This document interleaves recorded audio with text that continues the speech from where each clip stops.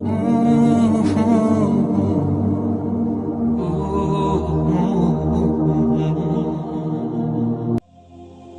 دعا کا خیال وہ دل سے نہیں نکالتا اس کے لیے وہ نصیب میں بھی جگہ بنا ہی دیتا ہے، اور جن کا ملنا دوبارہ ممکن نہ ہو ان کا خیال یوں دل سے نکال دیتا ہے جیسے وہ کبھی زندگی کا حصہ ہی نہ رہے ہوں۔ وہ جب تمہاری دعاؤں کو قبولیت کے لیے چن لیتا ہے تب وہ تمہارے دل میں دعا کا خیال بھی خود ہی ڈال دیتا ہے۔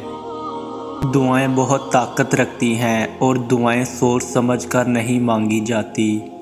نامحرم کے محرم ہونے کی دعا کرنا حرام نہیں ہے، محبت مانگنا حرام نہیں ہے، محبت کی پاکیزگی کی دعا کرنا حرام نہیں، سکون مانگنا حرام نہیں، دنیا کی طلب کرنا حرام نہیں ہے۔ ہم سب انسان نہیں اور ہمارے گرد ہونے والے ہر منظر کی اپنی اہمیت ہے۔ اللہ سے نہیں مانگیں گے تو اور کس سے مانگیں گے؟ کوئی اور ہے جو دے سکتا ہے، کوئی اور ہے جو یہ فریاد سن سکتا ہے؟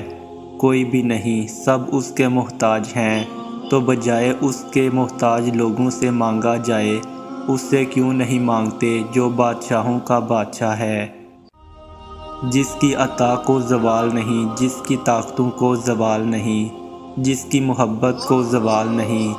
طلب کچھ بھی ہو اس کو یہی بہت پسند ہے کہ میرا بندہ میرے پاس آیا ہے، اور یہی بات اسے اتنی بھا جاتی ہے کہ وہ ہر چیز سے نواز دیتا ہے۔ اللہ اور بندے کے درمیان کسی بھی چیز کا پردہ نہیں ہوتا۔